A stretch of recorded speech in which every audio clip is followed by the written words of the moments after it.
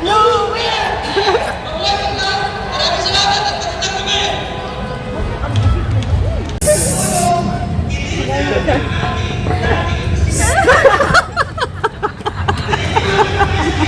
Kaya kayo nag-isang kanta para kay Tatay Digong. This first song ginawa ko kanina sa mapayapa ang ating bayan nung sinigungan. Ang aking gitara kasi wireless to eh, napuputol-putol. Ayan eh. High-tech sana, may ditsan na to eh. Mabuhay si Tatay Digong! Maraming salamat sa inyong lahat. Mag-charge na kayo. Okay, thank you very much. Ako babalik mamaya. Okay, tawagin yung partner natin. Thank you, thank you. Mula sa Sarangani, palagpagan po natin muli! May Si pangalan Tatay Digong! Pasalamatan ko yung OFW sa pag-invite sa akin ng Deputy President at Tijaya sa inyo.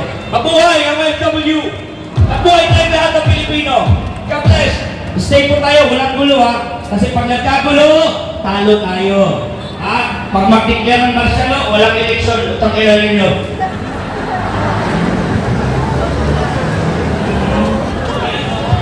Okay, palagpagan ulit natin Sarangani! Ayun nga po, tawagan po natin ang isa nating kababayan, simpleng tao lamang ito. No? Biktima rin po ito, muntik na po ito ang ating kasama sa Mamusel Anonas.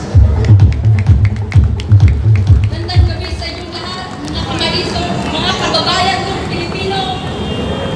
Nagsasabi ako sa inyo ngayon na hindi si Tatay Digong ang naunang dinala sa ibang bansa at binigyan ng warrant of arrest ng ating Pangulo.